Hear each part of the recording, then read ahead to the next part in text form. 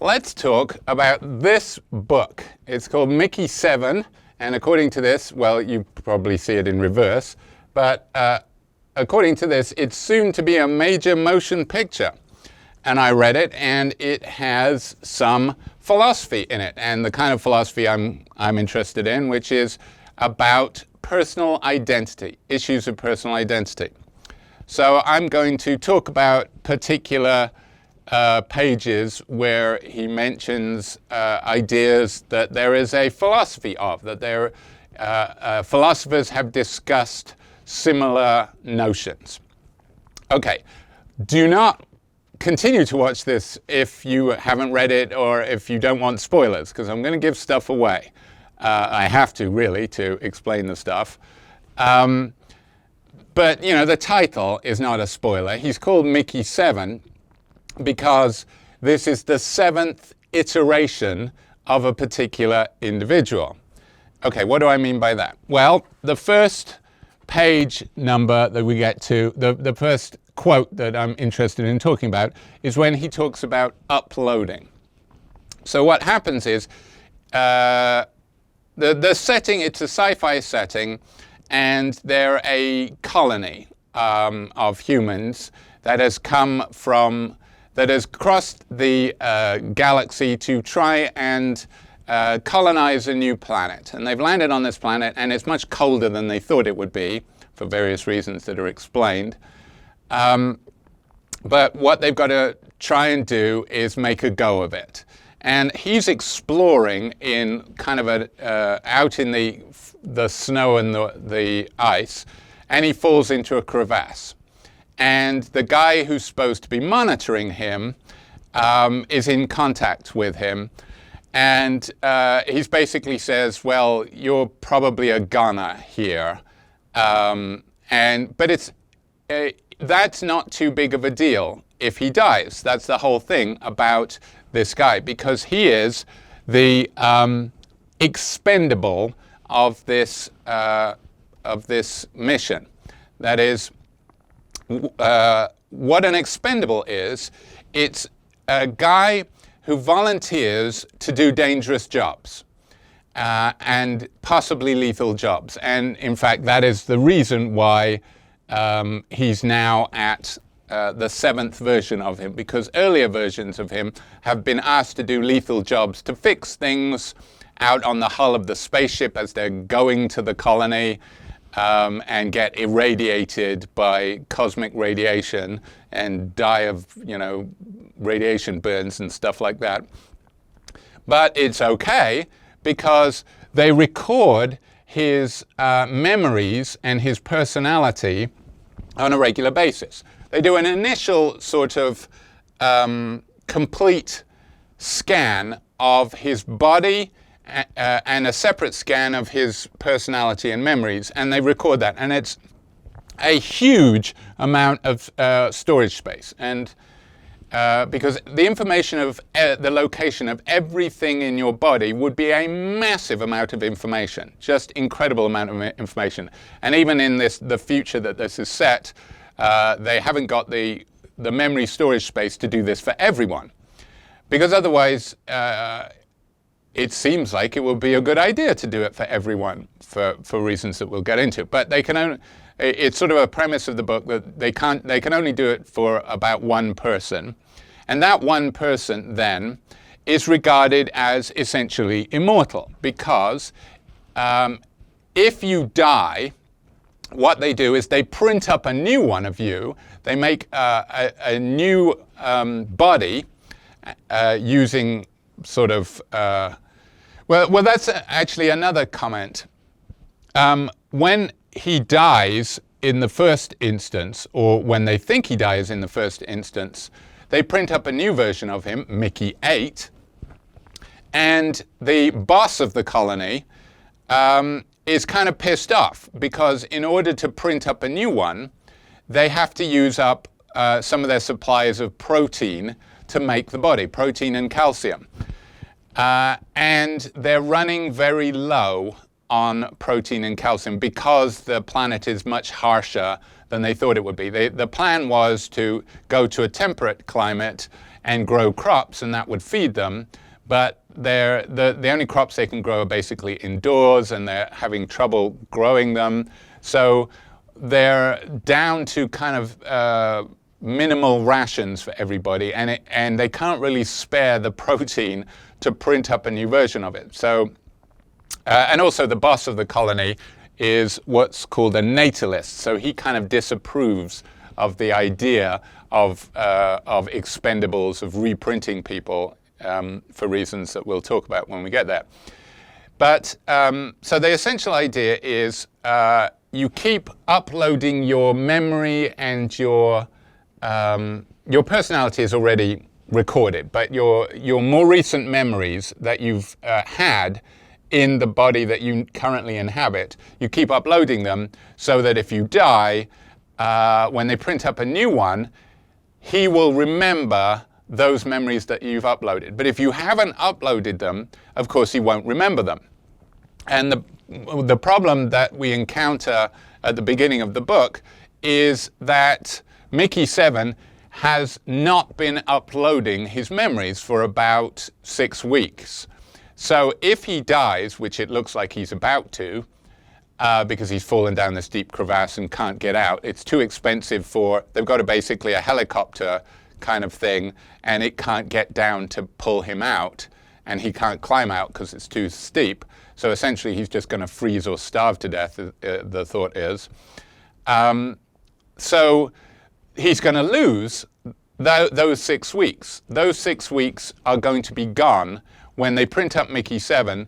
The most recent memory that he will have is 6 weeks ago, and that stretch of time will be lost. It's as if we think of Micky 8 as being the same person as Micky 7 and the same person as Micky 6 and the same person, Micky 8 is going to have had 6 weeks of amnesia, or that would be the idea. So uploading is when you record your memories. This is not a new idea in science fiction or philosophy. A kind of cool use of this idea in a great show that people seem to have forgotten is The Venture Brothers. It's one of the best animated shows ever. It predates Rick and Morty, and it's not as fast-paced and just packed with action and ideas as Rick and Morty, but it's actually, I think, if anything, better. And it has it builds out its sort of world over something like 7 seasons, and they're going to do a movie that's coming out soon. Anyway, in The Venture Brothers, the two brothers have Hank and what's the other one? Boy, it's been a while. The two brothers, when they're in their beds at night, the beds teach them. They implant memories and knowledge into them and record their memories at the same time.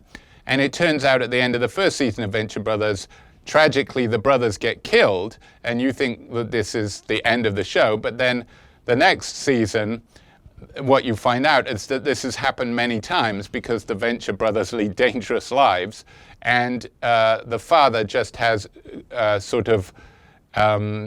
tanks with blank versions of them just floating in there, blank, mindless versions of them, so that when he needs new ones, he takes them out of the tank and takes the information from their beds. So they upload every night as they're sleeping, and takes all that information and puts it into them. So this idea of saving your memories so that, in a sense, you can continue if your body is killed is not a new one. But the question is Micky 7 the same person? Has he survived all of these things that would have been lethal for everybody else? Or is Micky 7 literally a different person who just has the memories of previous people? So is he the same person who has died and come back to life? Or is he a new person who just thinks, who remembers doing things that in fact happened to different people? So that's the question. Is Micky 7 a different person from Micky 6? Well, of course, the problem that happens in the book is Mickey 7 survives. He finds some tunnels, and instead of just dying in the crevasse, as he's supposed to do and expected to do, he finds some tunnels. There's a whole subplot about the alien life on this planet that are called creepers, which are like giant centipede/caterpillar things. And are they dangerous or are they not? That's the question. But anyway, these tunnels are made by the creepers, and he gets out of the tunnels and he survives. But his buddy in the helicopter thing thinks that he's died and has already asked for a new version of him to be printed out. So when Mickey 7 walks back to the base and goes exhausted into his room, he finds another version of him in there, Mickey 8. And initially, nobody knows that there's two of them because, you know, the buddy hasn't seen Mickey 7 return. He knows that he's printed out Mickey 8, so he knows that there's a new one. And nobody else has seen Mickey 7. Nobody who knew that Mickey 8 was printed out has seen Mickey 7. So only they know that there's two of them. And it turns out having two of them is forbidden for reasons that are explained in an incident where, it's later on in the book, it describes this planet called Galt, which is a thinly veiled reference to the character John Galt in an Ayn Rand novel. And if you know anything about Ayn Rand, you know she's an extreme libertarian. And the planet Galt was targeted by this insane genius who invents this whole process. But he invents it as a way of duplicating himself millions of times so that he can have a world full of versions of him. And they sort of take over Galt. And Galt is easy to take over because it's libertarian and they resist central government. So he can pick off the settlements one by one very easily. So it's kind of, it throws in a little bit of libertarian criticism into the book. But this guy is about to expand off into the rest of the universe, and it looks like he's going to populate the entire known universe with just versions of him when a neighboring planet gets wind of this and fires what's called the bullet, which is just a missile that targets the planet and it's traveling so close to the speed of light that they can't see it coming, and it just liquefies the planet and kills off all of the copies. But because this guy misused duplication so badly, this is one of the reasons why having two versions is forbidden. Occasionally it happens. They describe like colonies that failed and just about everybody dies off. So the one expendable, in order to keep running things, can't do it by himself, so makes copies of himself. But in the end, all of them die anyway because it's just too harsh an environment. Okay, where's the philosophy? The philosophy is in answering this question, is Mickey 7 the same person as Mickey 6? Well, the philosopher John Locke would probably say yes.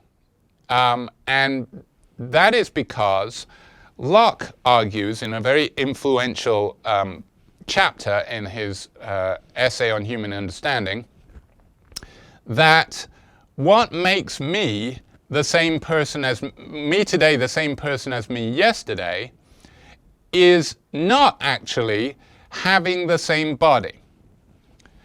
Now, if it was having the same body, then clearly Mickey 7 would not be the same as Mickey 6 because he obviously has a new body. It's made of entirely new stuff. That's one of the things with Mickey 8.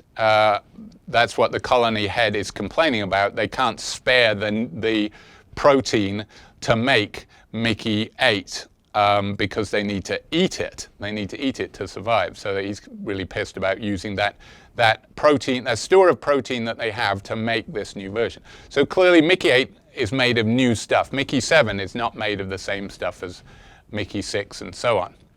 Although, of course, they do recycle if they have the dead bodies of the previous Mickeys, they throw them into what's called the corpse hole, where they get torn apart into their component molecules, and that is reused, maybe as protein paste, which is the basic starvation rations for the colonists, is just protein paste it's made of whatever organic waste. It's made of their own shit. That's the other thing it makes clear. They throw everything in this recycler, biocycler they call it, and it can be reused. They can reuse it to print out a new Mickey or to make food or whatever. Make fertilizer for their attempts at plants. But anyway, he hasn't got the same body. So it looks like he's not the same person. Well, according to Locke, the important thing that makes you the same person is if you share the same consciousness. Now, commentators of Locke have interpreted that to mean that if you remember being somebody, then you are that person. So on that view, because Mickey 7 has the memories of being Mickey 6, mostly, there are moments when a later Mickey does not remember being a previous Mickey because the person gets killed after their last uploading. Something happens, anything that happens between the last uploading and the moment the previous Mickey is killed is not something that the later Mickey can remember because it hasn't been recorded. And occasionally, previous Mickeys refuse to have their memories recorded. So all that Mickey 7 knows about that part of his previous lives is if it's on video screen. So he gets to watch himself die. Like on page 121, he describes he watches himself like take off his helmet in space because he's already so irradiated, he's dying horribly. So to speed up the process, he takes off his helmet and freezes to death. But he watches himself do that while having no memory of having done that because it happens after the last uploading.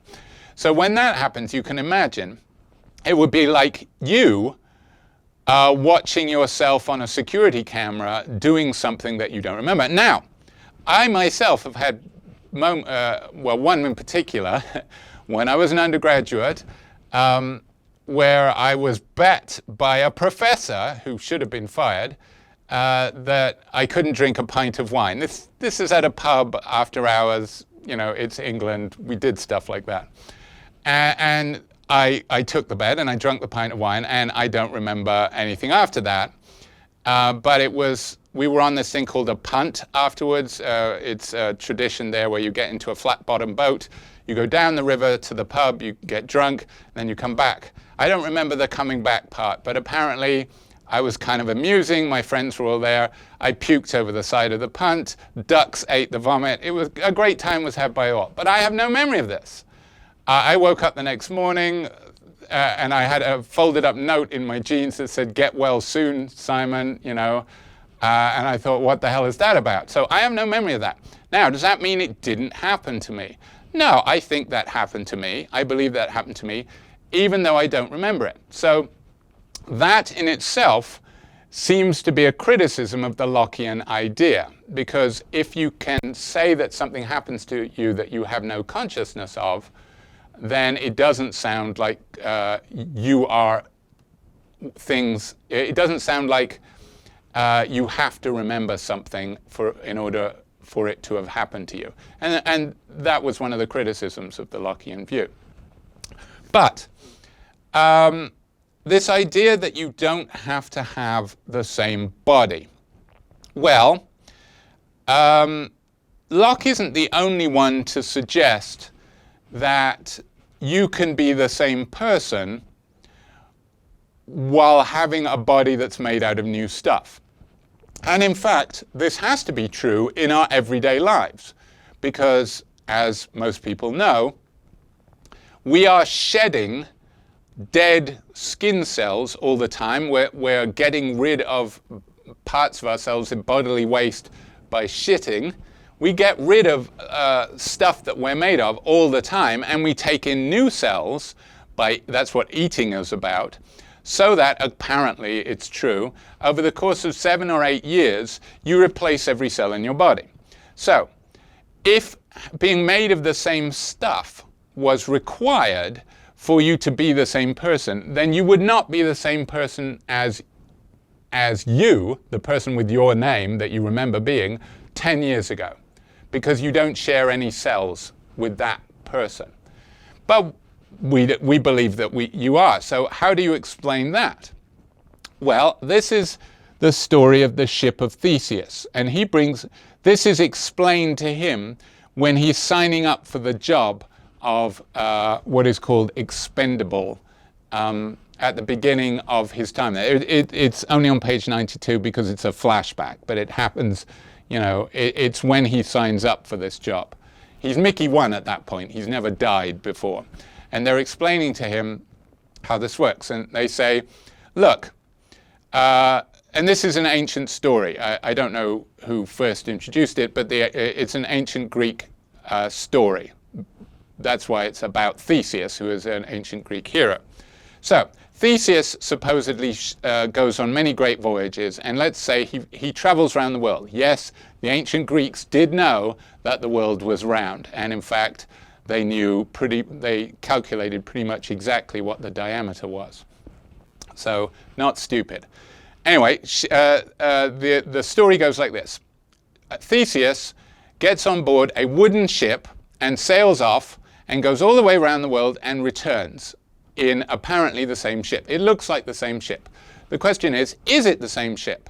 Because here's what's happened. He gets into a lot of accidents, and each time he gets into an accident, the ship is damaged, and planks are broken and destroyed. So they stop off at an island, and they cut down trees, and they make new planks, and they replace the planks. But it looks the same. They follow the same blueprint. They just replace the planks that are destroyed. This happens enough time so that when the ship of Theseus returns into port, having gone around the world, none of the planks that it is made of are the original planks that it had when it left port. It's made of entirely new stuff. Is it the same ship? Most people say, of course it's the same ship. And that's why our bodies, we can say, are the same, even though we share nothing in common with no cells in common with us 10 years ago. We say we have the same bodies because they look the same and because the replacement happened incrementally enough.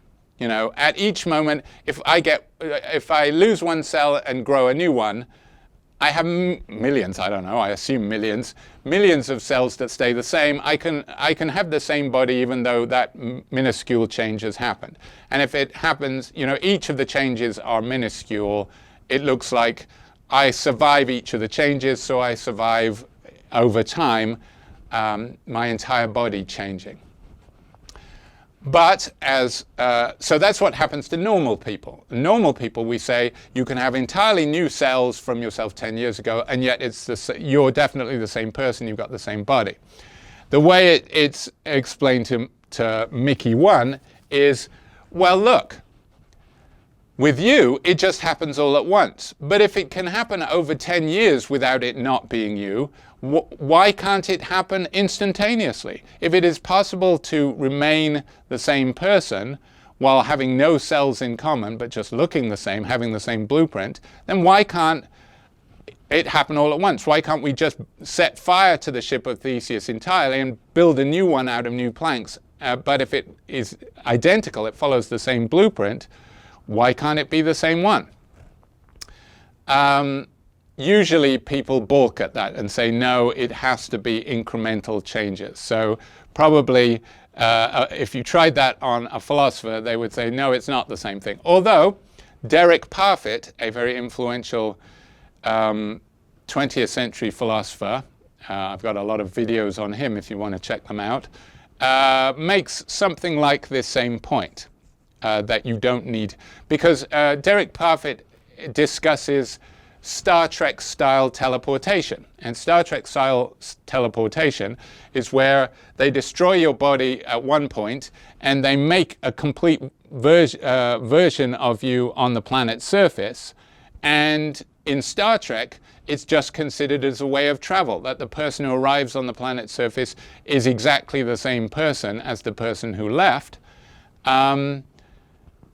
even though they're made of entirely new stuff on the planet's surface. So Star Trek says that you can survive complete changing of your the stuff that makes you up. So why can't Micky 7 be the same person as Micky 6? Well, Locke suggested the same thing, and early critics of Locke said, but okay, this is all well and good, but what happens if you're duplicated? And this actually happens in Star Trek. There's an episode of the next generation of Star Trek where they go back to a planet that they visited before, and somebody's down on the surface, and they go down, and to their surprise, it's the second in command, Riker. Why is it to their surprise? Because as far as they know, they've got Riker on the planet, and yes, he did visit that planet years ago, and he struggled beaming up, but in the end they got him and they beamed him up and then they went away.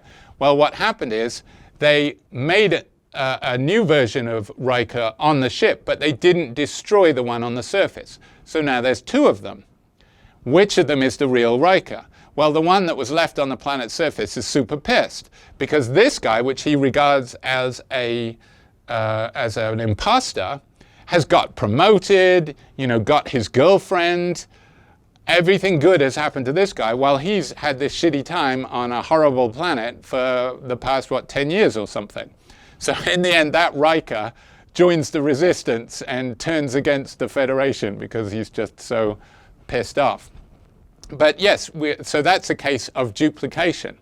Now, the usual argument, and I discussed this in a story and video I've done called You and Yours, the usual argument is that if you have duplication, you cannot have the original.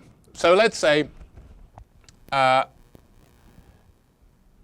if this happens, we have Micky 7, and Micky 7 is destroyed. We have Micky 6, and Micky 6 is destroyed, and we have 7. Locke would say if 7 remembers being 6, then 7 is 6, or at least on one interpretation of Locke, a fairly simple and standard interpretation of Locke. If 7 remembers being 6, then 7 is 6. But now we have the problem of 7 didn't die and they made 8. So now you have 7 and 8 who both remember being 6. That looks like it means that neither of them can be 6, because what are the options?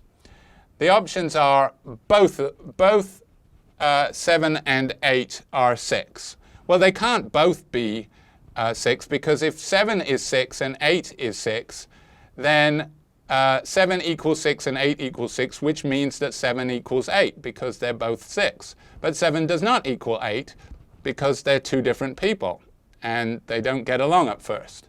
So both of them can't be the original. Well, one of them could be the original, but they both have equal claim. They both remember it. They both are biologically identical to the original. So if we pick either one of them, it seems like it's arbitrary. So the general solution that comes up in these cases when they're discussed is that neither of them is the original. So now we have to say, even though 7 remembers being 6, 7 is not the same person as 6. 8 is not the same person as 6. They are just new people that have false memories. And this is what he's talking about in the thought experiment on page 8. He says, what if you died every night? That's a bit, instead of sleeping, you wake up exactly the same as you do now, but instead of sleeping, you died in your sleep. You remember being the person from the day before, but you died in between. That's a bit what it's like to be 7 or 8. So each day is a new person. You're not the same person as the original one. That's the suggestion. So a lot of the book is Micky 7 pondering whether or not he is actually immortal, because it's pitched to him that he has a kind of immortality, that he can die and come back to life, because, and this has happened to him, 6 times. But he calls it a shitty kind of immortality, and he thinks expendable is a better way to put it, because what he thinks of it is basically they've had 6 people, 6 independent people that they have allowed to die, and that they don't care if they die or not. Why? Because they can make someone who thinks he's the same person as that and doesn't hold it against them that they've allowed that guy to die. Because he is sent out to do lethal jobs. And then the worry is, once 8 appears, he knows that if he dies, they're not going to make a new one because duplication is not allowed. And if he dies, they know they've already got 8, so they're not going to make a new one.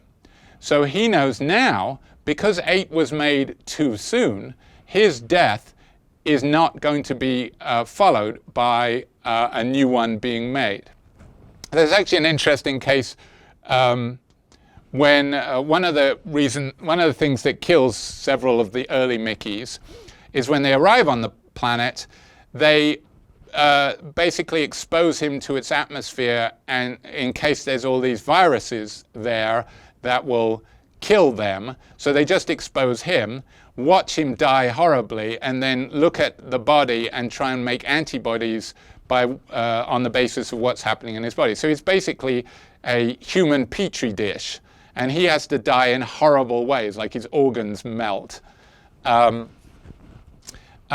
then one day he wakes up and he says they've invented a whole bunch of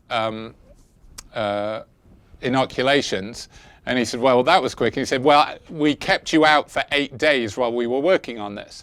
So there's an 8-day gap in his existence. If there's an 8-day gap between the death of 6 and the birth of 7, what does that mean? Can our existence be gappy? Is that like being in a coma? But in a coma, there's something there existing that's you. Can you not exist for 8 days and yet the one that is created 8 days later is the same person? Well, actually, this is an issue that was discussed, that has been discussed for at least a couple of thousand years. The early Christian thinkers, for example, were very interested in just this question, because according to Christian ideas as expressed in the Christian Bible, that is actually what happens to all of us. We die, and we don't exist for a long time until the day of judgment. So this idea that we die and then instantly we appear in heaven is a modern version of what happens. The traditional version of what happens is we die and we don't exist. There's nobody in heaven. Nobody goes to heaven, nobody goes to hell until the day of judgment. And then when the day of judgment happens, then some are resurrected and given, the general consensus was, new bodies made of incorruptible materials. So you have a body in the afterlife, it's just an indestructible body. So there has to be this huge gap between when you die and when the day of judgment happens, because it hasn't happened yet. So all of these people who've died in human history are dead. They're not in heaven, they're not in hell, they're just dead. So, but they have to have the chance to be resurrected, according to the Christian Bible. So it must be the case that there can be this huge gap in their existence. It's kind of ironic that that was the case, because one of the reasons that people in the colony kind of dislike Micky is because a lot of them are members of this religious sect called natalism that essentially says one body, one soul, and when you die, your soul is destroyed. So they think that Micky 1 had a soul, but Micky 2 and Micky 3 and onwards is just a soulless husk, just kind of like an automaton. So they look at him with kind of horror, like a zombie or something, because they're natalists. And his bad luck, the head of the colony who makes decisions about whether or not a new Micky is printed, is a natalist and only keeps printing him out of necessity, but would gladly shut down the whole program because he hates the idea. He regards Micky, once Micky 1 dies, he regards everybody after that as an abomination.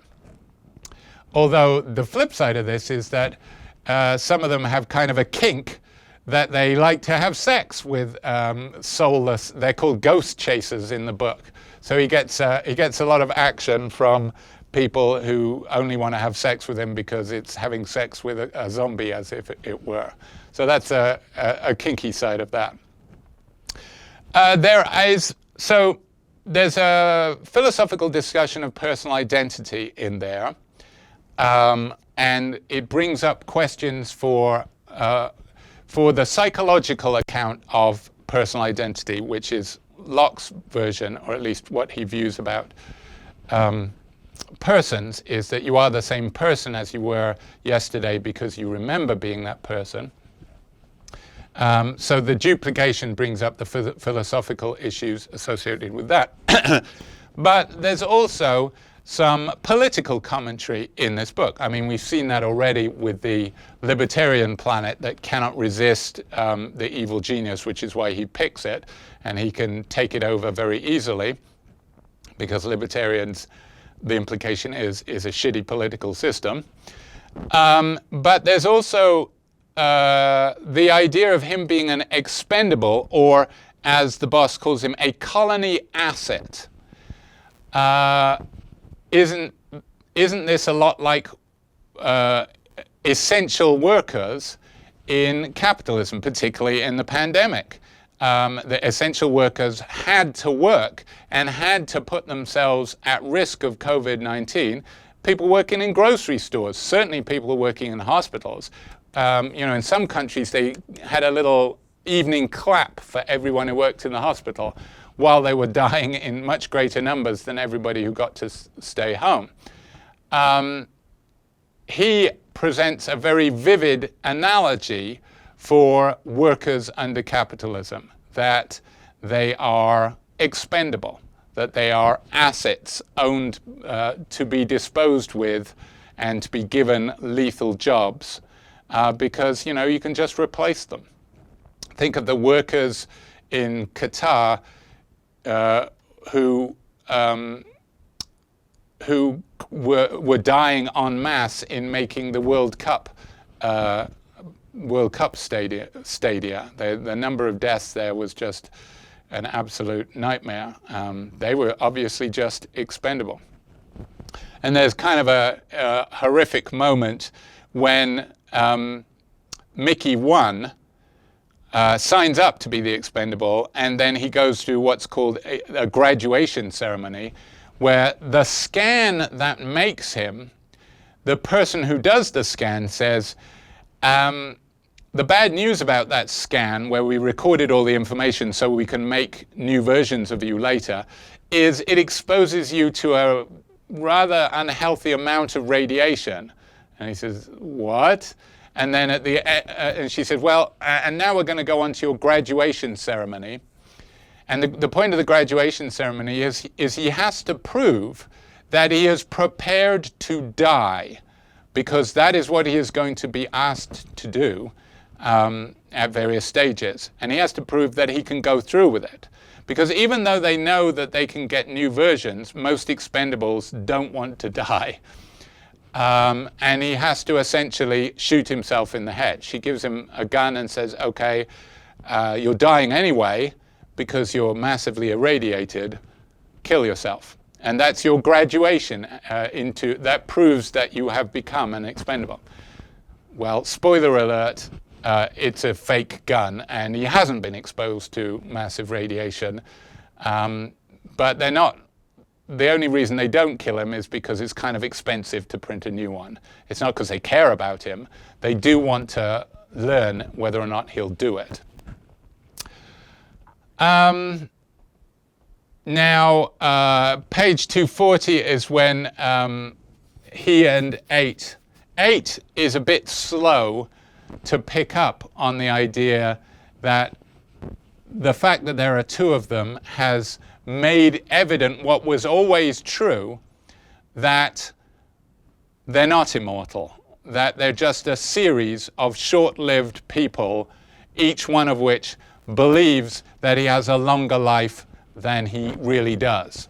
So they're just short-lived people with fake memories that are implanted in them. That's the conclusion that Micky 7 comes to. Micky 8 fights this. He says, no, Micky 8 is clinging to the idea, no, if I remember being me, and Kant has a version of this idea that what makes us the same person is a stream of consciousness that remains unbroken throughout our life.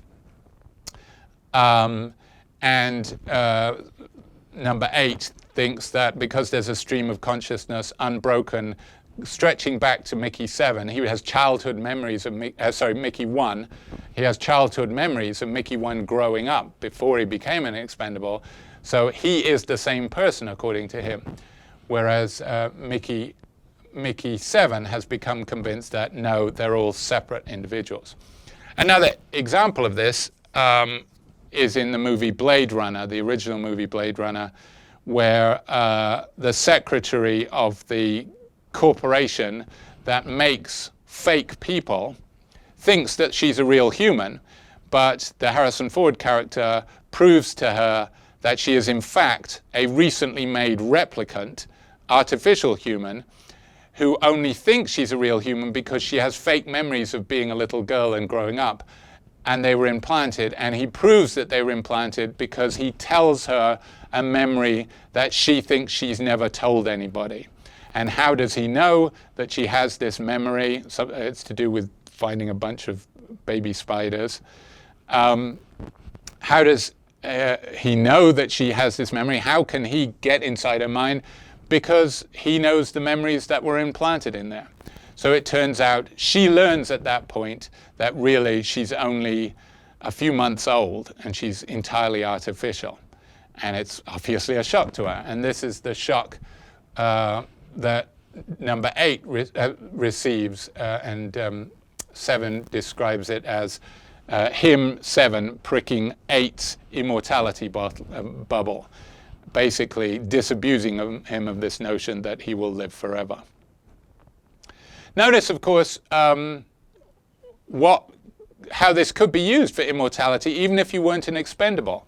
You could, each numbered person could live out a full life. You know, you could scan me when I'm like 25. I could live till I'm 80, and then when I die at age 80, having recorded all my memories, you print up a new 25-year-old me who has all the memories of that time. So he has a memory of basically his last day aged 80, and then you could keep doing this in perpetuity. That's the idea of immortality. Would it be immortality? Well, the suggestion is that it wouldn't. It would just be separate sections. Now, Parfit says it doesn't matter whether or not Micky 7 is the same person as Micky 6. He says it's just as good as it.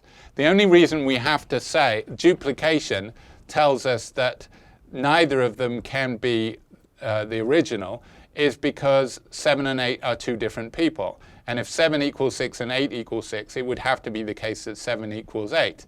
But they don't because they're two different people. So therefore, they can't be the same. It can't be the case that 6 equals 7. He says that's the logic of identity. All right, what we should stop doing then is saying that 7 equals 6. We should start using new language. We could say 7 is the survivor of 6, or is the continuation of 6. And then you can have more than one. And that would be great. He says it seems silly to say that double success, double survival, is worse than single survival. Because if you say single survival, then you're okay with the idea that 7 really is 6. But when you have 2, you can't believe that anymore. And he says, well, why? Why should single survival be great and double survival suddenly be the equivalent of saying 6 died? Why can't we just say survival is what matters, not identity? And Parfit has this argument that identity is not what matters in our existence. And he also points out that earlier versions of a single life might have nothing in common with later versions. There was this huge phenomenon of the 80s of people who were hippies, anti-materialist in the 60s, turning into yuppies, uber-materialist in the 80s. And the 60s version of them, if they saw what they became, would kill themselves because they would loathe that so much. So he says, this idea of identity makes us think that the 60s version has to relate to the 80s version, that the 60s person should care what happens to the 80s person. He says, I don't think they necessarily should. So I think 7 and 8 actually have much more in common with each other and should care about each other much more than 7 should care about 1 or 8 should care about 1. You should care much more about people who are different people from you but qualitatively identical than you should care about earlier stretches of you that are very different. So that's Parfit. Now, I think a good counterexample to that, and a book that sort of shows the problems with this mad genius is, this mad genius makes millions of versions of himself in this incident on Galt, and they become an unstoppable army. I think this book, which is another science fiction novel that's being made into, I think it's being made into a series or a movie. It's also a fun personal identity book. It's called Dark Matter by Blake Crouch. In that one, for a sort of multiverse reason, this is before the every Marvel movie became about multiverses, he encounters like many versions of himself. And far from teaming up and getting on and liking each other, as Parfit suggests they should, or as it looks like happened with the evil genius on Galt, they hate each other and they try to kill each other. And that actually strikes me as a lot more plausible, particularly if they're competing for the same resources. You've heard the phrase opposites attract. Well, the converse is that if you're too similar, you won't like. And you probably had this experience of knowing two people and saying, oh, they're the same, and they hate each other. And I think that's much more likely to happen. I mean, in this book, it's in part, in Dark Matter, it's in part because they all want this one, they're all men, and they all want this one girl. There's only one of her, and there's a bunch of them, and they want to be the one that she ends up with. So they end up fighting each other to the death. And I think that's a lot more likely. I don't think, particularly given the arrogance and psychopathy of this one genius guy, I don't think a million versions of him would cooperate. I think actually Galt is the place for them because they would all go their separate ways and they would compete with each other. So that's one nitpick I have with this story, which is otherwise a good one. Okay, so there's a lot of discussion about issues of personal identity and this idea of duplication and the problems, how duplication causes him to realize that he hasn't been surviving this whole time. It's just been a series of different people.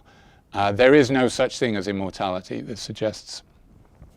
Page 30 has a good discussion when 7 and 8 first meet up, and they know that it's completely forbidden to have duplication, and they know they're going to get into terrible trouble, and they say the obvious solution is for one of them to kill himself, to jump down the corpse hole or the biocycler. And they have this discussion who should do it. And they ask, what's fair? Well, you can look at this from, you can look at this actually a bit like genuine ethical debates that they have in bioethics to do with resource distribution. Because when you're making healthcare decisions, particularly if you have socialized medicine, as every major country except the US has, you have limited resources that public funds have given for healthcare, and you have to make decisions to invest them. Should we invest all of this money in one kidney machine, which is very expensive, or should we invest it in childhood inoculations, each of which is very cheap and each of which will help a child possibly survive? It seems like you should do the inoculations rather than the kidney machine. Well, the person with the failed kidneys would say, that's not fair on me. Why am I being abandoned? I didn't do anything wrong. And the other decision is, what kind of person gets the healthcare? If you can't give the healthcare to everybody, how do you ration it? And this notion of rationing, which has to be done, no matter how much money you have, they're going to invent more medicine. They've just come up with a new Alzheimer's drug. Okay, that's going to be expensive for a while. Should National Health Services provide that Alzheimer's drug? That's a new expense that they didn't have before because it didn't exist. Innovation is going to add to new expensive things. So even if you've got the best healthcare in the world, innovation is going to create scarcity, and you're always going to have to make these decisions. Who gets the resources? Well, you know who's the biggest drain on resources for socialized medicine is old people. Because, you know, go to any doctor's waiting room, it's packed full of old people. They're the ones who get sick. Our bodies start to break down, and we require more health services. Well, then the question is, at what point do we stop spending money on old people? A 90-year-old comes in and says, you know, I've got problems with my ears. Should we fix their ears or should we fix a young person's ears? They have to make the decisions of what would be better money spent. And they say, well, this 90-year-old is only going to live a couple of years longer, whereas if we fix the ears of a young person, that's much more efficient use of our resources because those ears are much more likely to last. We get more bang for our buck. And that kind of discussion comes up when they're talking about who should die. And Micky 8 says, it's not fair if I die. I haven't had any life yet. Notice that if he says, as he says that, he should be already realizing that his life is separate from all of the others, because otherwise he wouldn't say that. He would say that he's had as much life as Micky 7 because he remembers going back to childhood. So with that very discussion, it's sort of, that should have been what pricked his immortality bubble. But this debate about whether or not, you know, should Micky 7 is like the equivalent of somebody who's lived a long life and should say, okay, don't use your resources on me. I've had a good long life. Spend it on this young kid, Micky 8, because he hasn't had a chance yet. But of course, in the end, they decide to make a go of it and try and fool everybody. And they do for a while, only for a couple of days. And it already starts becoming difficult because they're already on low rations and they keep getting punished by 10% taken off their rations. So they start starving to death. They don't have enough food for the two of them. Anyway, I hope I've given you the idea that this is kind of an interesting book. It's got all kinds of elements. There's the alien attack element of the creepers that live in the tunnels outside and start to attack the colony. But mostly there's this philosophical debate about duplication. And it's coming to a screen near you soon. So see if it preserves all of these ideas.